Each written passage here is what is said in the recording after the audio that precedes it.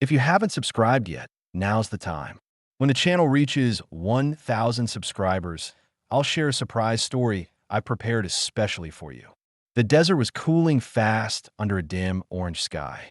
The sun had already slipped below the ridge, leaving a low red smear on the horizon and long shadows creeping across the sand. Crickets started their night call, but when the first wolf howled, everything went still. The wind dropped. Even the horse snorted once and froze. The cowboy rode with his body tilted slightly forward, one hand pressed against his ribs where a dull pain throbbed with every step of the horse. He was a man in his mid-30s, weathered face, dark eyes that seemed to study everything before he spoke. His name was Eli Mercer, once a soldier, later a ranch hand, now just a man who drifted from one piece of land to another. He'd been heading south toward Yuma to find work hauling freight when he heard the screams. The sound of wolves was sharp and high, but the voice that broke through, short, panicked, and human, was what made him pull the rifle from its scabbard and kick the horse into a run. When he reached the clearing, he saw her, barefoot, wrapped in a torn blanket, cornered against a low rock shelf. 3 wolves circled her, thin and desperate, ribs showing through fur that glistened in the moonlight. Eli didn't think. He fired once. The crack echoed off the rocks, and the lead wolf fell. The others scattered into the brush. The horse reared and snorted. Eli steadied it and scanned the shadows until he was sure they were gone. The girl didn't move. She had a knife in her hand, small but held firm. Her breathing was ragged, but her eyes, dark and narrow, reflecting the firelight he hadn't even made yet, were fixed on him like a trapped animal deciding whether to strike. Eli dismounted slowly. He held his rifle low, muzzle down. "Easy," he said. His voice was calm, even though his chest burned from the ride. "They're gone." She didn't answer. He took a few steps closer, stopped when she tensed. He saw the burns on her wrist, the ash on her hair, and the faint shimmer of tears she refused to wipe away. He could guess what had happened. Villages had been burning lately, settlers fighting tribes, tribes retaliating, and the army too tired to keep count. "I'm not here to take anything," Eli said. "You're hurt." Her silence stayed hard. She was maybe 20, maybe younger. Her clothes were torn and soot-stained. On her wrist hung a small copper-beaded bracelet that had been snapped and tied back with a leather string. He nodded toward the dying light. "Fire'll keep the wolves off. You should sit." He turned his back to her, on purpose, and started gathering dry branches. It was a gamble. If she ran, he'd let her. If she attacked, he'd hear it. But she didn't move. When the first flame caught, he felt her presence shift closer, drawn by the warmth she didn't want to need. Eli unpacked his saddlebag and found a strip of salted meat, a dented tin cup, and his last few matches. He poured water, warmed it, and dropped the meat in to make something that could pass for stew. He pushed the cup toward her, still not looking directly. "Eat." She hesitated before taking it. The smell of smoke and salt filled the air. He sat opposite her, near enough to share the fire, but not close enough to intrude. His ribs ached each time he breathed. The wound had opened again, seeping through the cloth. He saw her notice it. Her eyes flicked to the blood, then back to the flames. "Where you headed?" he asked quietly. "Nowhere," she said. Her voice was hoarse, like she hadn't spoken in days. "Got a name?" She looked at him for the first time, sharp, defiant. "Taya." He nodded once. "Eli." They said nothing more for a long time. The fire cracked. The wind returned, brushing sand across the ground. He saw how she sat, knees up, knife close, the look of someone who'd been running for days and didn't know if stopping was safe. He understood that look. Eli had left his home years ago after his brother died in a mining accident. The guilt had never faded. He'd been away when it happened. Since then, he moved from one job to the next, staying just long enough to forget the faces of people who asked about family. Helping this girl wasn't part of any plan. But when he'd seen the wolves, something in him had decided before his mind did. She finished the broth and set the cup down without a word. Her eyes kept flicking toward the darkness beyond the fire. Eli followed her gaze. Wolves didn't usually come back, but hunger could make them bold. He tossed another log on the flames. "They won't try again tonight," he said. She didn't answer. He could tell she didn't believe him, but she also didn't run. That was enough. He rolled out his blanket near the fire, close enough to reach the rifle if he needed it. You can sleep. I'll keep watch. She frowned. Why help me? He paused. He hadn't asked himself that yet. Because I could, he said simply. Taya looked at him for a long moment, searching for a trick or a lie. Finding none, she nodded once, then lay down with her back to the fire. Eli sat upright, listening to the desert breathe again. Coyotes called far away. His ribs throbbed. The girl's breathing softened. The firelight danced across the beads on her bracelet. He thought about turning south again at dawn, heading for Yuma like he'd planned. But he knew already he wouldn't. She had no horse, no food, and nowhere to go. By morning, he decided without saying it.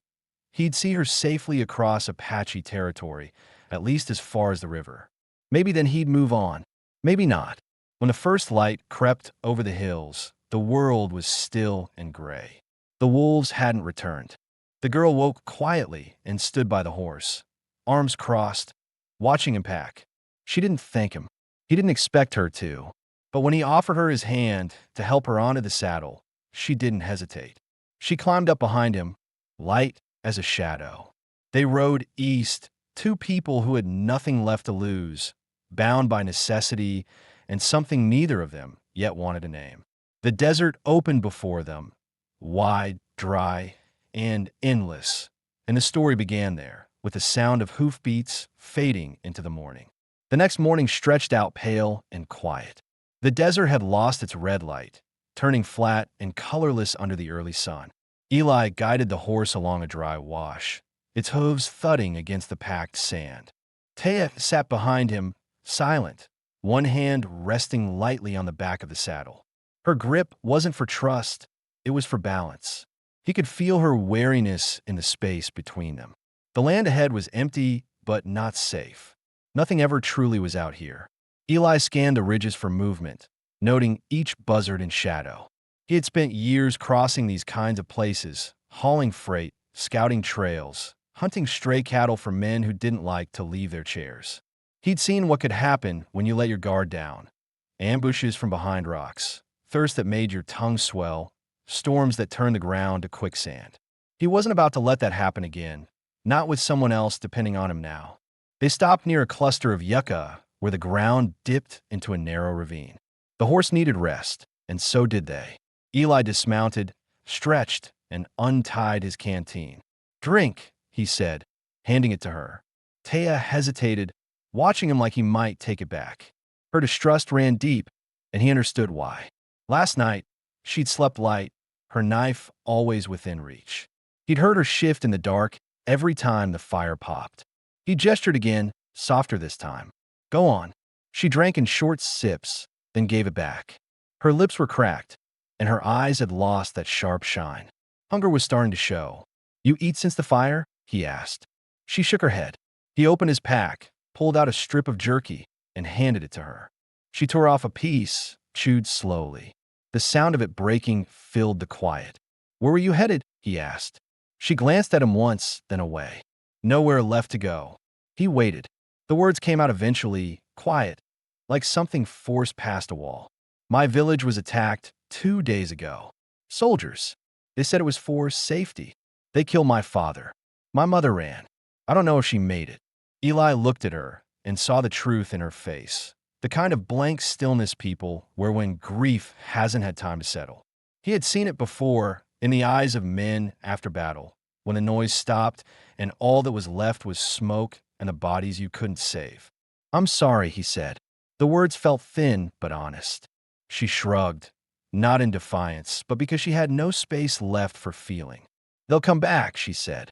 "They always come back." He didn't argue. He'd seen soldiers act without reason, just orders and tired eyes. He wasn't proud of what he'd been part of in his own time. That was one of the reasons he'd left the army and why he didn't ride with anyone anymore. The wind picked up, stirring dust. He pulled his hat down low. "We'll head north," he said finally. "There's a river and a small post beyond it. You'll be safer there." Her tone turned sharp.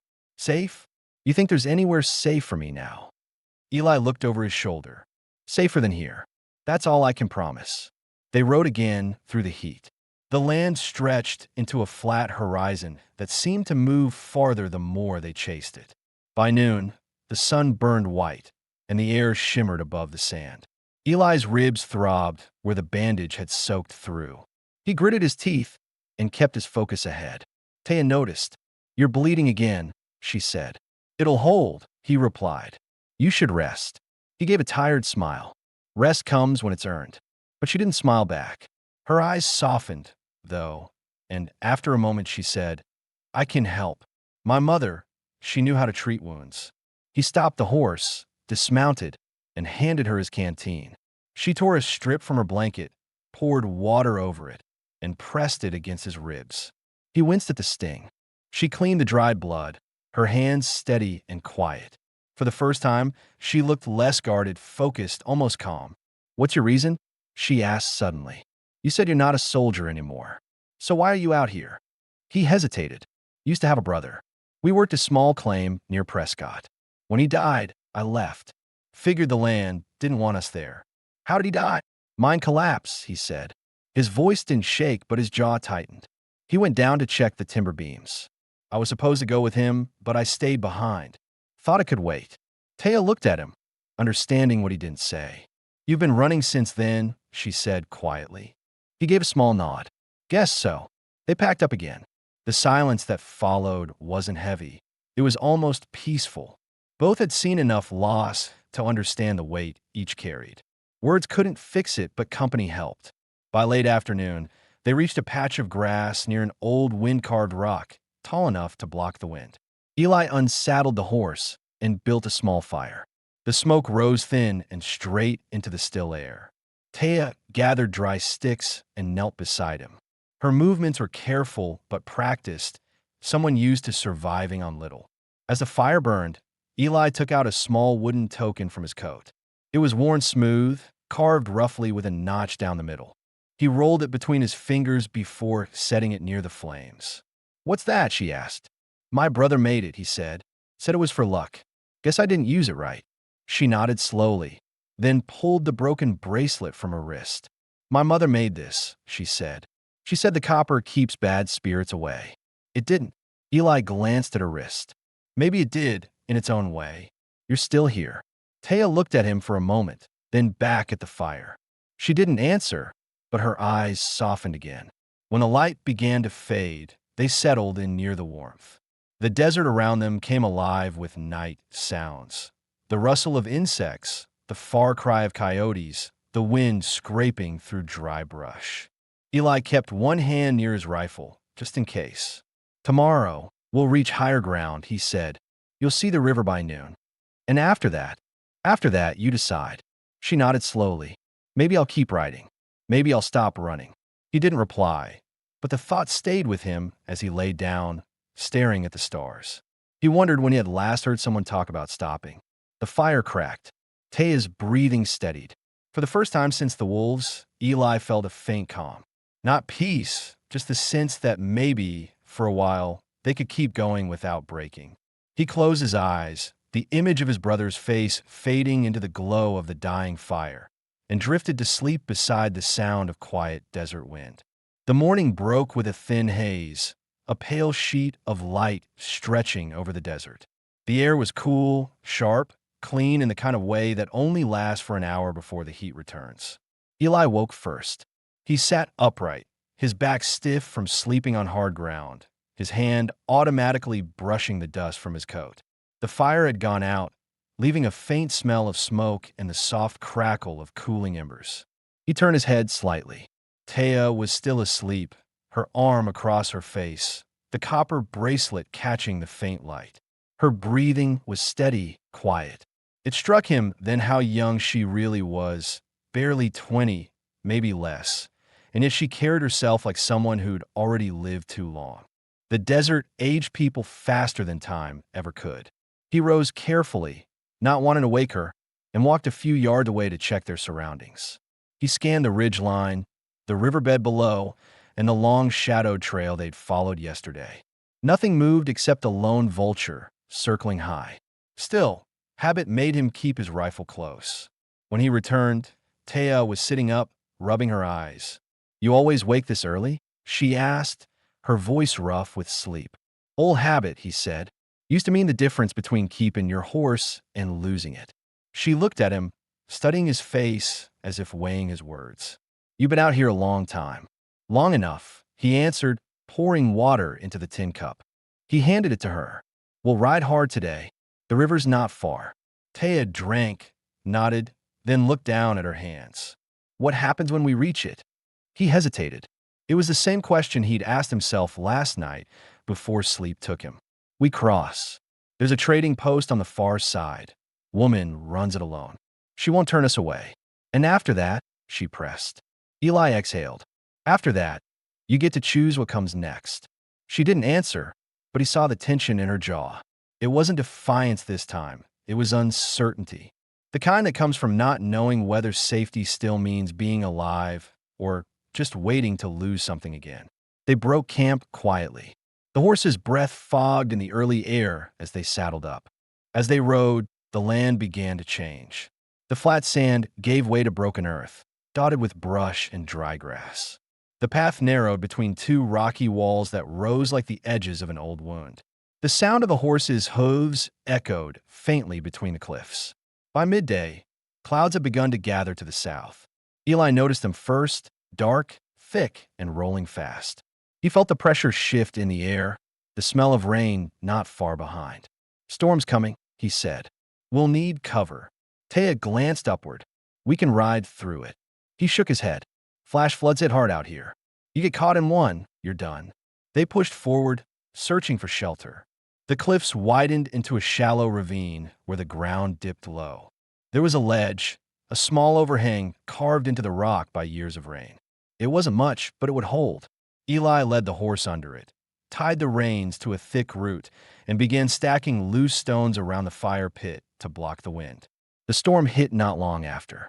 The sky went from gray to black in minutes. Thunder cracked overhead, sharp and close. Rain came in sheets, cold and heavy, beating against the rock like fists. The smell of wet dust filled the air. Eli crouched near the ledge, pulling the saddlebag up out of the mud. Taya worked beside him, holding the bag steady as he moved them higher. You've done this before, she said over the noise. Too many times, he replied. Rain like this turns everything to hell fast. When the water began to run down the walls of the ravine, she reached for his knife and started cutting at the ground, digging a small trench to divert the flow. Eli looked at her, impressed by her quick thinking. She caught his look and frowned. My father taught me that, she said. You don't wait for the water. You tell it where to go. He nodded once, silent approval in his eyes. The storm lasted longer than either of them expected. Hours passed with no break in the downpour. The ravine filled ankle-deep, then knee-deep in some places. They climbed higher on the ledge, soaked to the bone but steady. Eli could feel his old wound pulsing again under the wet bandage. His ribs ached with every breath. He tried to hide it, but Taya noticed. She reached into the bag, pulled out the strip of cloth she'd used before, and pressed it against him. You should have told me, she said, her voice hard. I've had worse, he muttered. She stared at him, unblinking. You don't have to pretend. He almost laughed, not because it was funny, but because he couldn't remember the last time someone had said that to him. Out here, he said, pretending's what keeps you alive.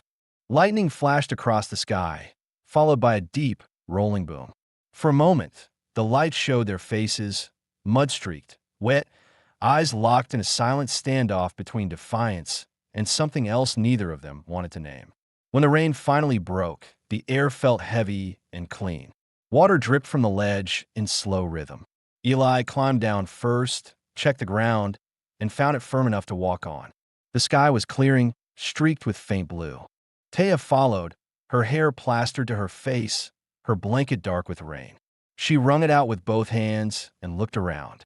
The land had changed again, washed clean, sharp-edged, alive with new color. She knelt near a puddle, cupped water in her hands, and drank. Eli leaned against the rock, catching his breath. We'll camp here tonight, he said. Let the horse rest. The river's half a day's ride from here. Taya nodded, then looked at him. Why are you really helping me, Eli? You could have left when the storm came. He looked past her, toward the horizon.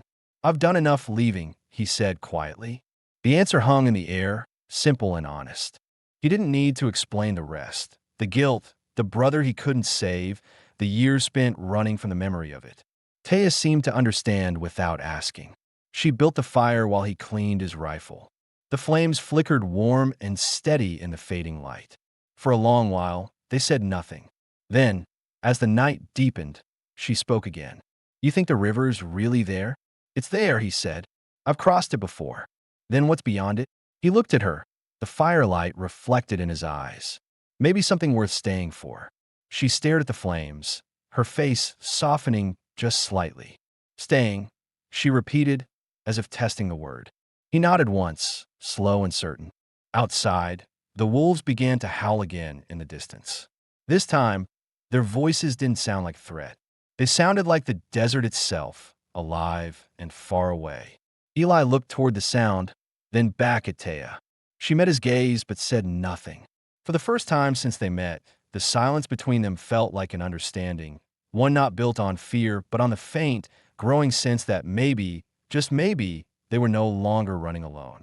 The sun rose behind a thin curtain of mist the next morning, laying pale streaks of gold across the wet earth. The air smelled of rain and clay. Eli was already awake, checking the horse's saddle straps and running his fingers over the rifle barrel to wipe off the moisture. His movements were slow, deliberate, almost routine. Survival had become muscle memory for him. Behind him, Taya stirred beneath her blanket, sitting up with her hair tangled from the night. For a few seconds, she looked around as though unsure where she was. Then the memory of the storm returned. She watched him work, her eyes steady. You never stop moving, she said quietly. He didn't look up. Can't afford to. Things grow on you when you stay too long. Taya frowned. Things like what? Eli paused, tightening the strap. Regret. Hope. People. She didn't answer, but her gaze lingered on him longer than before, the silence between them not as sharp as it used to be. They broke camp shortly after. The ground was still damp, and the horse's hooves sank slightly with each step. They followed the ravine until it opened onto a flat plain where the horizon shimmered with faint heat. Somewhere beyond that line, Eli knew, ran the river. He didn't tell her how far. Some things were easier to believe when you didn't know the distance. By mid-morning, they spotted movement in the distance, 4 dark figures on horseback. Eli's body tensed immediately. He slowed his horse and signaled Taya to stay quiet. The riders were cutting across the plains at an angle, dust trailing behind them like smoke. Taya's voice was low, controlled. Who are they? Don't know yet, he said, his eyes narrowing. But they're riding too close together to be travelers. Could be bounty men. Could be soldiers. Her jaw clenched. They're looking for me. Eli turned to her, his voice calm but firm. You sure? She nodded. The one in front. I remember his horse. He was with the men who raided my village. Eli didn't hesitate. Then we don't wait for them to find us. They turned west, guiding the horse down into a shallow dip in the land where the ground offered some cover. The riders were still far, but getting closer. Eli's mind worked quickly. He'd been hunted before. He knew what mattered most now was distance and patience. Stay low, he told her. And when I say run, you run. They moved fast across the dry basin, the horse's breath heavy and sharp. The wind carried the faint echo of shouts behind them. Bullets wouldn't reach this far, but sound traveled. Eli led them toward a narrow pass cut between 2 stone ridges. Once through, he could make them vanish into the rocks. When they reached the pass, the horse stumbled on loose gravel. Taya gripped his waist, steadying herself. Eli could feel her shaking, not from fear exactly, but from the rush of being hunted again. He understood it too well. Almost there, he said over his shoulder. Once we hit the bend, they'll lose sight. But the riders had spotted the dust trail. They were pushing harder now. Eli guided the horse behind a rock outcrop and dismounted, pulling his rifle from the saddle. He handed the reins to Taya. You take him and keep going along the ridge, he said. I'll draw them off. Her eyes widened. No, you'll get killed. He shook his head. I've done this before. They'll follow the gunfire, not the tracks. You get to the river and wait there. I'll find you. She stared at him for a moment that felt longer than it was. You don't have to do this for me, she said, her voice low but shaking. He gave her a small, steady look. I know, but I'm doing it anyway. Before she could argue, he turned and ran to a high ledge overlooking the open plain. He dropped to one knee, aimed, and fired a single shot. The crack tore through the air, echoing across the valley. One of the riders veered off course immediately, scanning for the source. Eli fired again, hitting a rock near their feet to draw their attention. It worked. They turned toward him, shouting.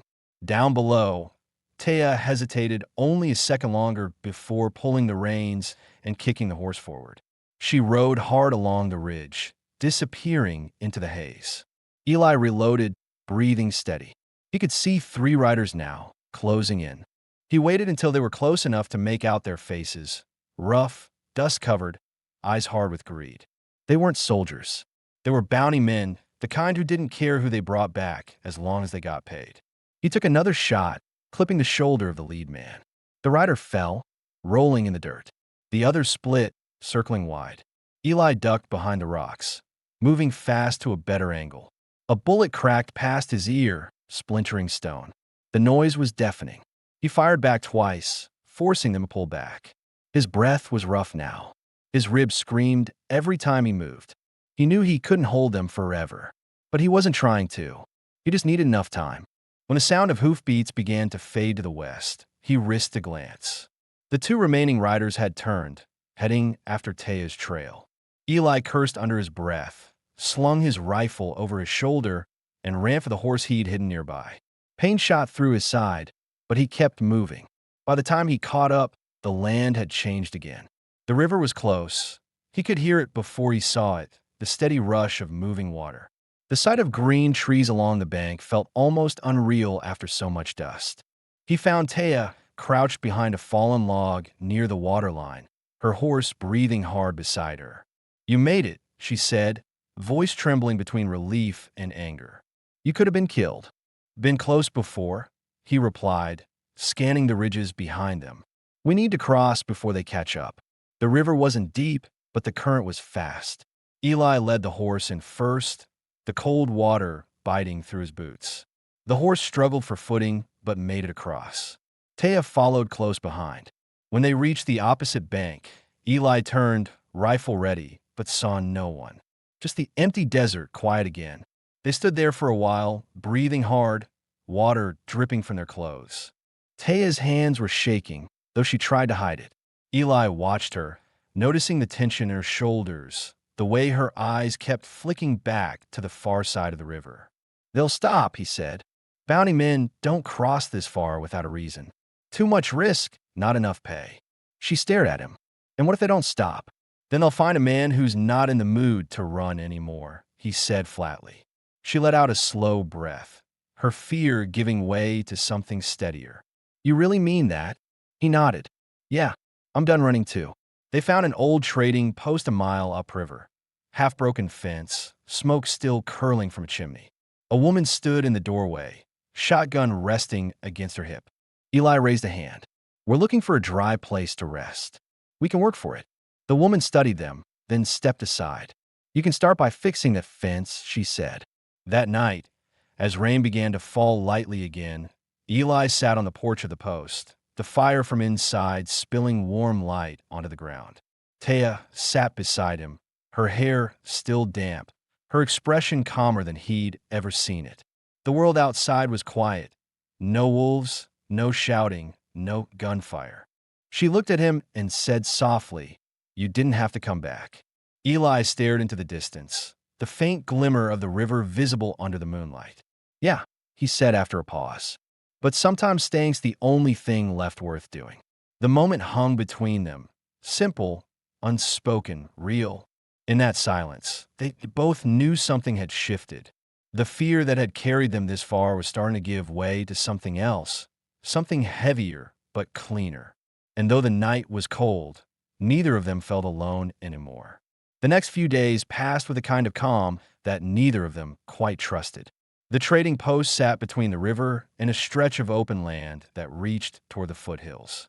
The woman who owned it, Mara, as she introduced herself, kept the place running with quiet authority. She was somewhere in her 50s, gray hair tied back with a strip of leather, her eyes quick and steady like someone who'd learned early not to wait for help. She didn't ask questions about where Eli or Taya came from, and they didn't volunteer answers. Out here, silence was a kind of respect. Eli repaired the fence as promised, hammering in warped boards and tightening wire with his bare hands. His ribs still hurt, but the pain had dulled into something manageable. He liked the work. It gave shape to the hours. Taya helped Mara with chores, grinding corn, washing pots, feeding the horses.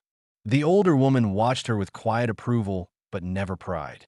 Every evening, when the light faded and the air cooled, they all sat on the porch together, listening to the river and the wind pushing through the reeds.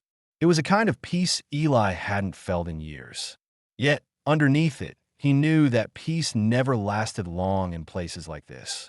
One afternoon, while fixing the last section of the fence, he caught sight of Taya standing by the river. She had rolled up her sleeves and was scrubbing the copper bracelet in the water. The token he'd given her, his brother's carved piece of wood, hung from it now, tied with a fresh strip of leather. The sunlight made the copper glint, catching in her hair. She wasn't smiling exactly, but her face was softer, open. Eli watched her for a long time, realizing that she had begun to heal, or at least to breathe again. It struck him then that she wasn't the frightened girl from the desert anymore. She was still cautious, still scarred by what had been done to her. But there was a quiet resilience in her now, the kind that comes from choosing to live instead of just surviving. When she noticed him watching, she called out, "You staring because I'm doing your work better than you?" He grinned faintly. "You have to prove that." "Maybe I already did," she said, flicking water in his direction. It hit his boots. For the first time since they met, her laugh sounded real, light and unguarded. That evening, after dinner, Mara sat across from Eli at the table while Taya dozed in the corner near the fire. "You've been moving your whole life, haven't you?" she asked without looking up from her cup. Eli leaned back. "Seems that way. You planning to keep doing it?" He hesitated. "Didn't think I had a reason not to." Mara gave a slow nod, her voice calm but firm. "That girl out there, she's got one. Maybe you're it." Eli said nothing. He didn't know how to answer that. Part of him wanted to argue, to say she didn't need him. But another part, the quieter one that had grown since they met, knew the truth. He wasn't saving her anymore. They were keeping each other steady. The next morning brought new trouble. Just after dawn, the sound of distant hoofbeats broke the quiet. Eli stepped out of the barn, rifle in hand. Mara joined him at the door, shotgun ready. Dust rose on the horizon. Two riders, moving fast along the ridge. He recognized their silhouettes before he could see their faces. "They're the same ones," Eli said flatly. Mara's voice was steady. "You want them gone?" He shook his head. "They'll leave on their own once they know they can't win." Taya came out onto the porch, her expression tense but composed. She'd seen them too. The riders slowed as they neared the fence, eyeing the repaired boards, the smoke from the chimney, the three figures standing firm. The lead man, the one with the scar on his cheek, called out, "We're looking for the girl. You can hand her over and stay breathing, or you can get buried with her." Eli stepped forward a few paces, rifle low but ready. His voice was calm, controlled, almost tired. "You've come a long way to die broke." The man sneered, spitting into the dirt. "You don't scare me, cowboy." Eli didn't move. "You're not scared yet because you think I'm warning you." "I'm not." For a long moment, no one spoke. The air was dry, still, the river's murmur faint in the distance. Then the second rider shifted uneasily, his horse sidestepping. He wasn't as sure as his partner. Mara cocked her shotgun once, slow, deliberate. The sound cracked through the air. "Best turn around," she said coldly. "Ain't nothing here for you but bad odds." The two men hesitated, glancing between each other. The scarred one muttered something under his breath, then pulled his reins sharply. "Ain't worth it," he said finally, spitting again before turning his horse. They rode off without another word, the echo of hooves fading into the distance. Taya let out a shaky breath she'd been holding. Eli lowered his rifle. Mara gave him a look, half respect, half relief. "You weren't bluffing, were you?" she said. "No," he answered simply. "Not anymore." That night, The air felt lighter. The danger had passed. Not forever, but enough for now. Taya sat by the fire, threading the bracelet's leather tie again, the copper and wood gleaming together. When she finished, she turned to Eli and handed it to him. "Hold it," she said. He frowned slightly but took it. "What for?" "So I can say this right," she replied. Her eyes were steady on his. "You've done more than anyone had to. You didn't owe me anything, but you stayed." Eli looked at her hand, the faint scars that crossed her knuckles, the way her thumb trembled just a little. "You didn't owe me either," he said quietly. She smiled faintly. "That's why it means something." For a long time, they sat in silence, the kind that carried understanding instead of distance. Then, in a voice soft but sure, Taya said, "You're mine now." He didn't flinch or smile. He just nodded slowly. "Yeah," he said, "I think I've been that for a while." Mara, sitting at the counter, pretended not to hear, though her expression softened. She poured another cup of coffee and turned her face away, giving them their moment. Days turned to weeks. Eli helped Mara reinforce the barn and carve out new fence posts. Taya learned to trade with the few travelers who came by, her English growing stronger, her confidence sharper. She began to laugh more often, to ask questions about the world beyond the desert. What snow looked like, what ocean water tasted like, whether people could really live in cities without seeing the horizon. Eli answered what he could, and when he didn't know, he told her honestly. "Maybe someday we'll find out," he'd say, and she'd nod, as if that was enough. The nights became routine. They'd sit outside, the dog lying between them, the firelight dancing against the wooden walls. Sometimes they spoke, sometimes not. Both ways felt right. The silence no longer carried the weight of survival. It carried the peace of staying. When spring came, the land changed.